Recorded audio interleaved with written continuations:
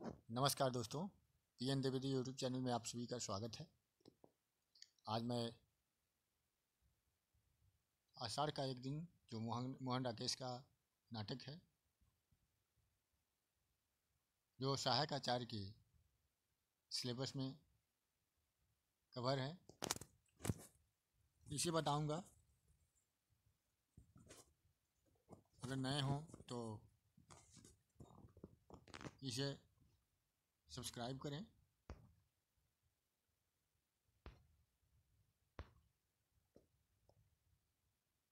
अब मैं आगे बढ़ता हूं। मोहन राकेश ने कुल 4 नाटक लिखे हैं। आषाढ़ के एक दिन, लहरों के राजहंस, आधे अधूरे और पांव तले की जमीन। उनके अंतिम अपूर्ण नाटक को कमलेश्वर ने पूरा किया है।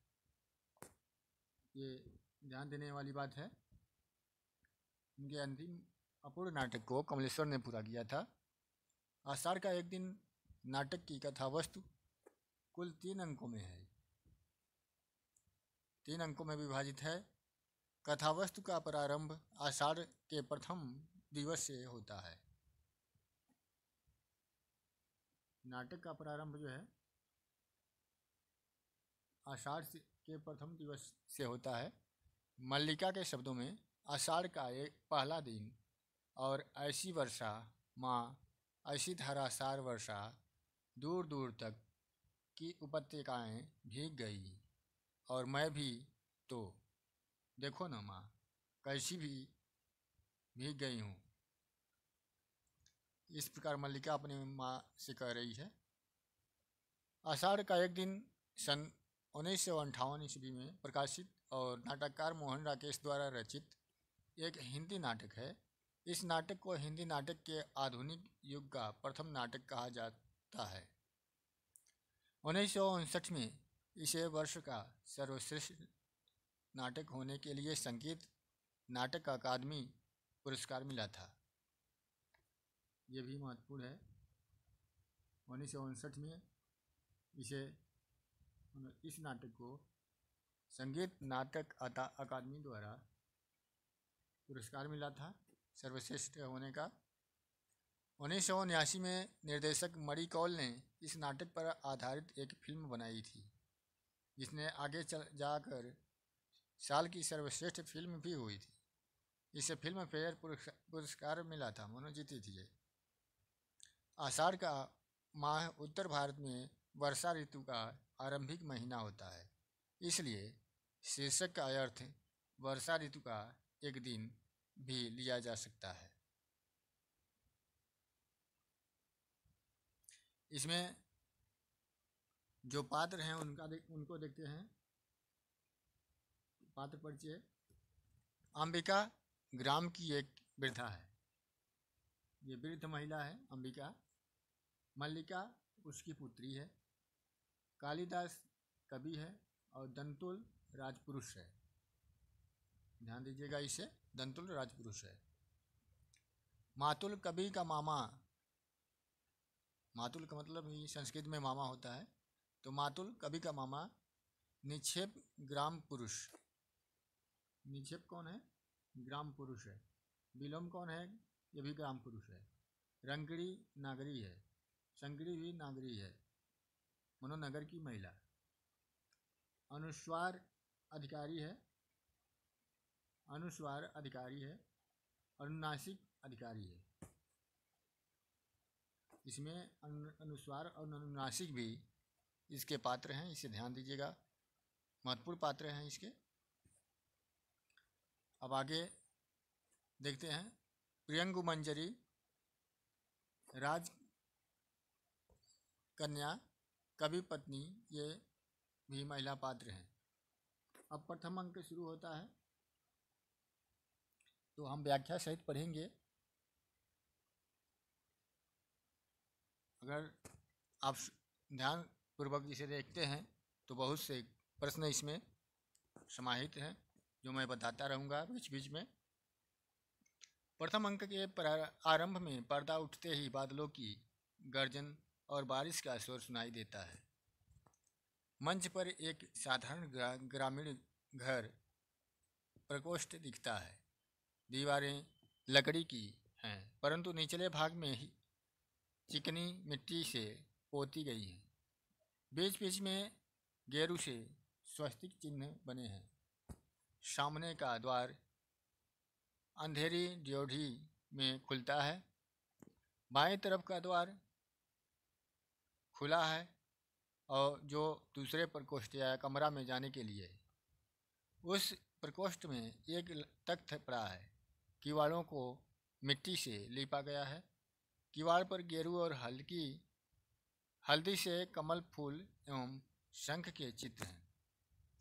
ये ध्यान देने की बात है कि किवाड़ पर गेरू और हल्दी से पूछा जा सकता है, किससे? गेरू और हल्दी से कमल के फूल, किसके फूल? कमल के, और शंख के चित्र बने हैं। दाईं तरफ के झरोखे से बिजली चमकती हुई दिखाई पड़ती है। प्रकोष्ठ में एक तरफ चूल्हा है, बगल में मिट्टी और कांसे के बर्तन संभाल कर रखे हुए हैं। वहाँ 3-4 मिट्टी के कुंभ रखे हैं। कुंभ मतलब घड़े रखे हुए हैं, जिन पर काली जमी हुई है। झरोखे के पास एक लकड़ी का आसन है, जिस पर बाघ छाल बिछी हुई है। चूल्हे के पास 2 चौकियां हैं। उनमें से एक चौकी पर बैठी अंबिका छाछ से धान फटक रही है। तभी वर्षा में भीगकर आई मल्लिका का प्रवेश होता है। दोनों के वार्तालाप से ज्ञात होता है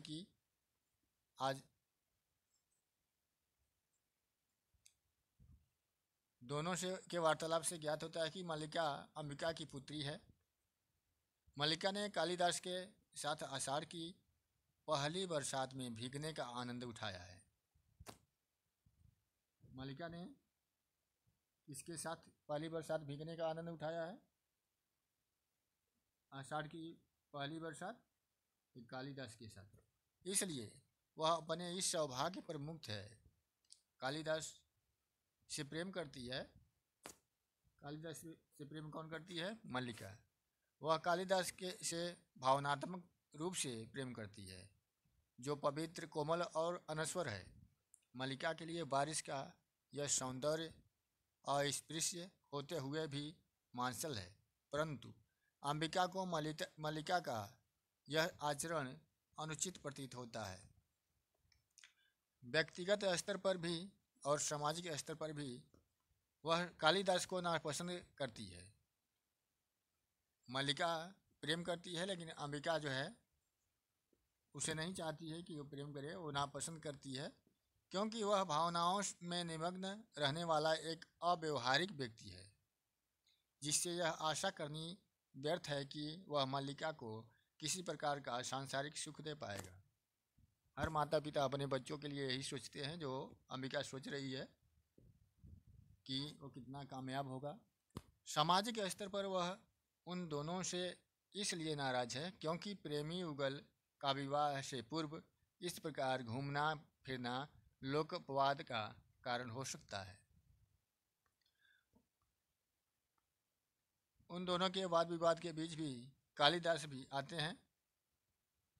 उन्हें किसी राजपुरुष के बाण से घायल हरिण शावक के प्राण रक्षा की चिंता है। कालिदास को किसकी चिंता है? बाण से घायल हरिण के बच्चे की प्राण रक्षा की चिंता है। राजपुरुष दंतुल भी अपने उस शिकार को खोजते हुए वहां पहुंच जाते हैं। कालिदास और दंतुल में वाद विवाद होता है। किसमें वाद विवाद होता है? कालिदास और दंतुल के बीच। कालिदास हरिण शावक को लेकर चला जाता है। दंतुल अपने राजपुरुष होने के अभिमान में चूर है, परंतु जब उसे ज्ञात होता है कि जिस व्यक्ति से वह तर्क वितर्क कर रहा था वह ऋतु संहार के प्रसिद्ध कवि कालिदास है, तो उसका स्वर और भावभंगिमा तुरंत बदल जाती है। वह उनसे क्षमा मांगने को भी तैयार है, क्योंकि सम्राट चंद्रगुप्त के आदेश पर आचार्य वररुचि उन्हीं को लेने तो वहाँ आए थे। मातुल कालिदास के संरक्षक हैं, पर उनकी भांति भावुक नहीं बल्कि अति व्यवहारिक हैं। वे राजकीय सम्मान के इस अवसर को किसी भी प्रकार खोना नहीं चाहते। कालिदास की उदासीनता से भी वे नाराज हैं। मातुल कालिदास को मूर्ख मानता है। कालिदास को मूर्ख कौन मानता है? मातुल। ये जो है आप लोग ध्यान देते रहें, जो मैं चिन्हित कर रहा हूँ, क्योंकि सम्मान ग्रहण करने से मना करने पर सम्राट क्रोधित भी हो सकते हैं। मातुल कालिदास को कुलद्रोही मानते हैं। मूर्ख तो मानते ही हैं, कुलद्रोही भी मानते हैं। अंबिका मातुल से कहती है कि वह उज्जैनी जरूर जाएगा। अंबिका मातुल से कहती है कि वह उज्जैनी जरूर जाएगा, क्योंकि कालिदास लोकनीति में निपुण है।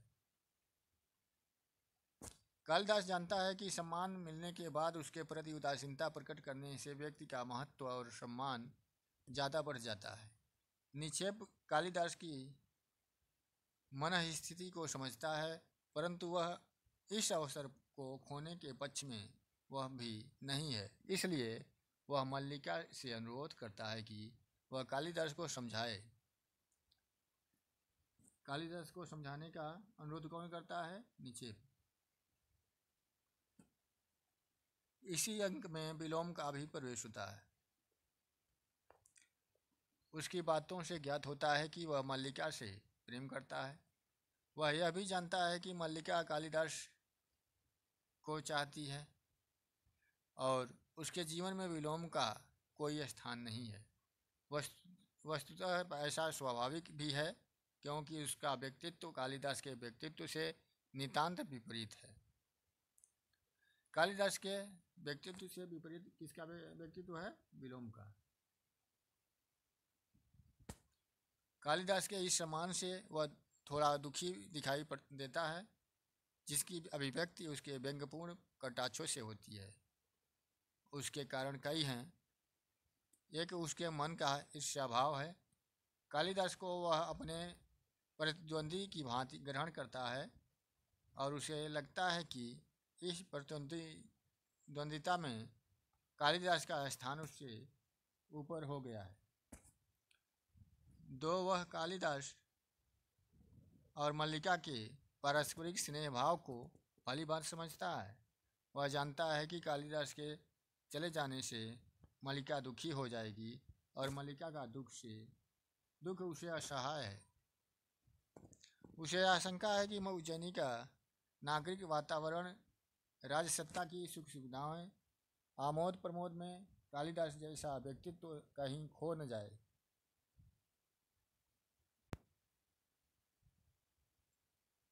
उसकी रचनाशीलता को कोई क्षति न पहुँचे। विलोम के मन में जो शंका है वही कालिदास के मन में भी है। उज्जैनी न जाने की दुविधा का कारण यही शंका है, परंतु मल्लिका के मन में इस प्रकार की कोई शंका नहीं है। उसे कालिदास की प्रतिभा पर विश्वास है। यहाँ रोककर वह उसे स्थानीय कवि नहीं बने रहने देना चाहती। उज्जैनी जाकर उसके अनुभवों में विस्तार हो, राजकीय सुख सुविधाओं के बीच अपने अभावों को भूल कर साहित्य रचना में वह लीन हो जाए, उसकी कीर्ति दूर दूर तक फैले। इसके लिए उसे कालिदास का वियोग क्यों न सहना पड़े। इसलिए इसी अभिलाषा से वह कालिदास को उज्जैनी जाने के लिए मना लेती है। अब पहला अंक समाप्त होता है, दूसरे अंक में आते हैं। दूसरा अंक कालिदास के जाने से कुछ वर्षों के बाद आता है। प्रकोष्ठ जो कमरा है वही है, लेकिन स्थिति में काफ़ी अंतर आ गया है। दीवार की लिपाई कई स्थानों से उखड़ रही है। गेरू से बने स्वस्तिक, शंख, कमल अब फीके पड़ चुके हैं। चूल्हे के पास पहले से बहुत कम बर्तन बचे हैं। कुंभ अब केवल 2 ही बचे हैं और उन पर ऊपर तक कोई जम चुकी है, मानो काई जम चुकी है। रस्सी पर फटे पुराने वस्त्र सूखने के लिए फैलाए गए हैं।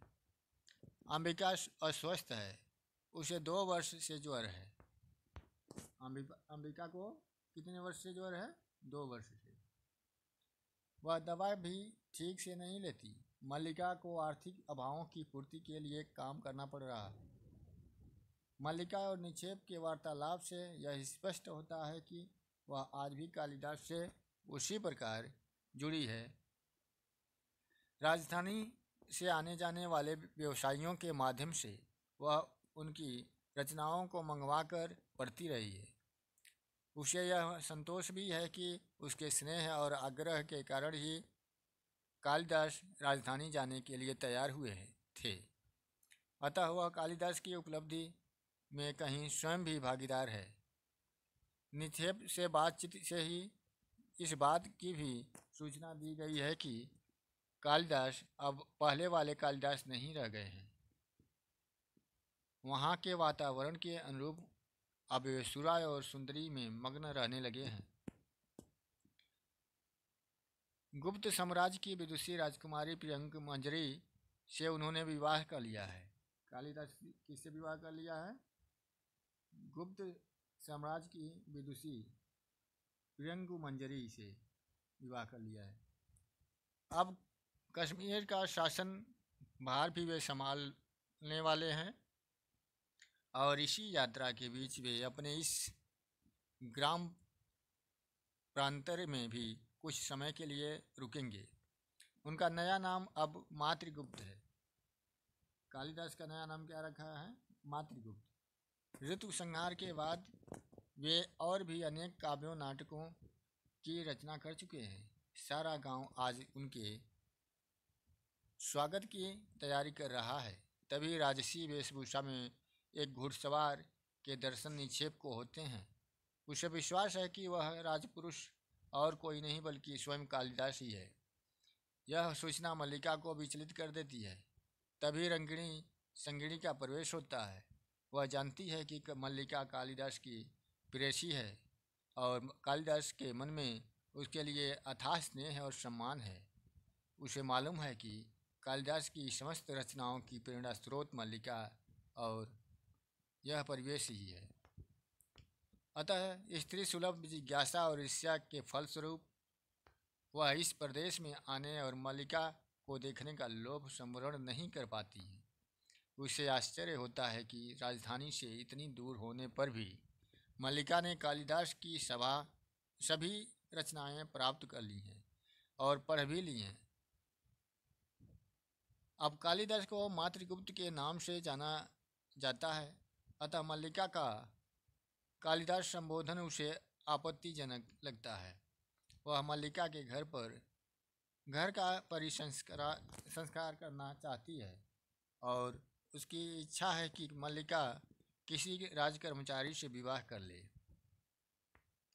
उसके साथ उसकी संगिनी बन कर रहे। वहाँ की वनस्पति पत्थरों, कुछ पशु पक्षियों और कुछ गरीब बच्चों को अपने साथ ले जाना चाहती है, जिससे कालिदास को राज सुख में रहते हुए भी कभी अपने परिवेश का वियोग न खटके। मल्लिका घर के परिसंस्कार और विवाह के प्रस्ताव को अस्वीकार कर देती है। प्रियंक मंजरी का वियोग न खटके मल्लिका घर के संस्कार और विवाह के प्रस्ताव को अस्वीकार कर देती है। प्रियंक मंजरी हतप्रभ सी होकर वहाँ से चली जाती है और उसके जाने के बाद विलोम भी आता है। इस सारे घटनाचक्र से वह भी परिचित है। वह इस आशा से वहाँ आता है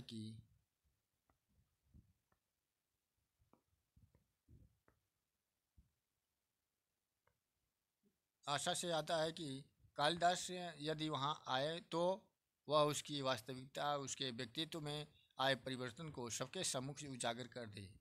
यद्यपि वह जानता है कि कालिदास वहाँ नहीं आएगा। कालिदास के मल्लिका से बिना मिले चले जाने से अंबिका और विलोम दोनों की आशंकाएं सत्य सिद्ध होती हैं। अब तीसरा अंक देखते हैं। तीसरे अंक में कुछ और वर्षों के बाद की घटनाएं हैं। पर्दा उठने पर वर्षा और मेघ गर्जन की आवाज़ आती है। वहाँ वही प्रकोष्ठ कमरा जहाँ एक दीपक जल रहा है। प्रकोष्ठ की हालत बिल्कुल जर्जर और अस्त व्यस्त हो चुकी है। अब वहाँ केवल एक ही कुंभ है और वह भी टूटी फूटी अवस्था में है। दीवारों पर से स्वस्तिक, शंख और आदि के चिन्ह मिट चुके हैं। चूल्हे के पास सिर्फ दो एक बर्तन शेष हैं।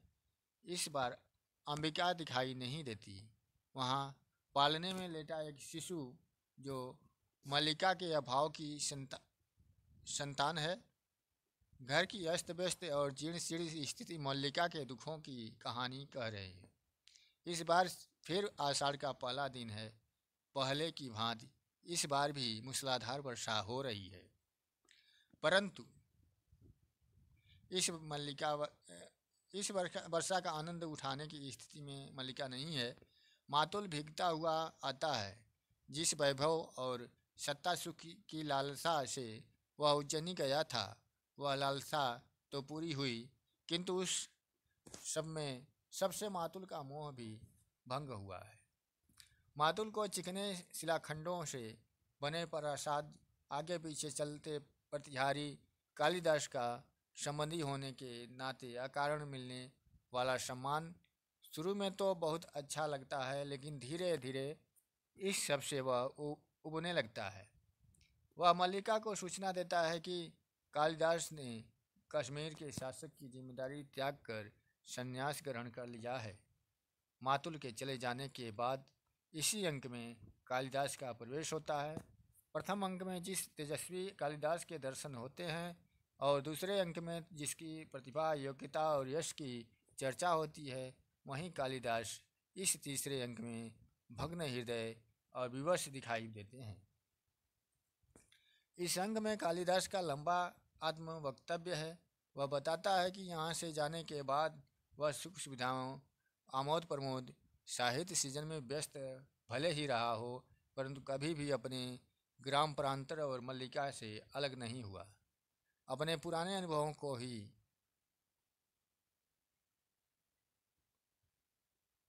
वह बार बार अनेक रूपों में पुनः सृजित करता रहा है।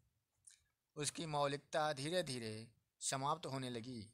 जिन लोगों ने सदा उसका तिरस्कार किया था, उपहास किया था, उनसे प्रतिशोध लेने की कामना से ही उसने कश्मीर के शासन की जिम्मेदारी संभाली। परंतु अब वह इस कृत्रिम जीवन से थक चुका है। अतः शासक मातृगुप्त के कलेवर से संन्यास लेकर वह पुनः कालिदास के कलेवर में लौट आया है। अब वह यहीं इस पर्वत प्रदेश में ही रहना चाहता है। मल्लिका के साथ अपने जीवन को पुनः आरंभ करना चाहता है। इस बातचीत के बीच बीच में द्वार पर दस्तक हो देती रहती है, परंतु मल्लिका द्वार नहीं खोलती। इस वक्तव्य के दौरान उसे एक बार भी यह विचार नहीं आता कि उसके उज्जैनी जाने और वहाँ से भी वापस आने की दीर्घ अवधि में मल्लिका को किन किन कठिनाइयों का सामना करना पड़ा होगा। सहसा अंदर बच्ची के रोने की आवाज़ और विलोम के प्रवेश से उससे वास्तविकता का ज्ञान होता है। अब उसे अनुभव होता है कि इच्छा और समय के द्वंद्व में समय अधिक शक्तिशाली सिद्ध होता है और समय किसी की प्रतीक्षा नहीं करता। कालिदास एक बार भी फिर मल्लिका को छोड़कर वहाँ से चला जाता है और यही नाटक समाप्त हो जाता है। ये रहे नाटक की पूर्ण व्याख्या। अब हम समीक्षा इसका देखते हैं। तो नाटक के एक समीक्षक ने कहा है कि नाटक के हर खंड का अंत में कालिदास मल्लिका को अकेला छोड़ जाता है। पहले जब वह अकेला उज्जैनी चला जाता है, दूसरा जब वह गांव आकर भी मल्लिका से जानबूझकर नहीं मिलता है, तीसरा जब वह मल्लिका के घर से अचानक मुड़ के निकल जाता है। यह नाटक दर्शाता है कि कालिदास के महानता पाने के प्रयास की मल्लिका और कालिदास को कितनी बड़ी कीमत चुकानी पड़ती है। जब कालिदास मल्लिका को छोड़कर उज्जैनी में जाता है तो उसकी ख्याति और उसका रुतबा तो बढ़ता है, लेकिन उसकी सृजन शक्ति चली जाती है। उसकी पत्नी प्रियंगु मंजरी इस प्रयास में जुटी रहती है कि उज्जैनी में भी कालिदास के इर्द गिर्द उसके गांव जैसा वातावरण बना रहे, लेकिन वह स्वयं मल्लिका कभी नहीं बन पाती। नाटक के अंत में जब कालिदास की मल्लिका से अंतिम बार बात होती है तो वह कबूल करता है तुम्हारे सामने जो आदमी खड़ा है यह वही कालिदास नहीं जिसे तुम जानती थी। कथन। मल्लिका कहती भी है, मैंने भावना में एक भावना का वर्णन किया है। मेरे लिए वह संबंध और सब संबंधों से बड़ा है। मैं वास्तव में अपनी भावना से प्रेम करती हूँ, जो पवित्र है, कोमल है, अनश्वर है। वह कहती है, सम्मान के प्रति प्रकट की गई उदासीनता व्यक्ति के महत्व को बढ़ा देती है। तुम्हें प्रसन्न होना चाहिए कि तुम्हारा भागिने लोकनीति में निष्णात है। अंबिका का कहना होता है, इन्हीं में न कहती थी उसके अंदर की कोमलता साकार हो उठी। आज इस कोमलता का एक और भी साकार रूप देख लिया है। आज वह तुम्हें तुम्हारी भावना का मूल्य देना चाहता है तो क्यों नहीं स्वीकार कर लेती। कालिदास राजधानी में बिठाए गए पलों को याद करते हुए कहते हैं, लोग सोचते हैं मैंने उस जीवन और वातावरण में रहकर बहुत कुछ लिया है, परंतु मैं जानता हूँ कि मैंने वहाँ रहकर कुछ नहीं लिया। जो कुछ लिया है वह यहाँ के जीवन का ही संचय था। इस प्रकार ये नाटक की व्याख्या, समीक्षा, पात्र जो भी कथन था उसे मैंने आप लोगों को बताया। ये आपको कैसा लगा इसे आप लोग ज़रूर बताइएगा। आप लोगों ने मेरा वीडियो देखा इसके लिए बहुत बहुत धन्यवाद।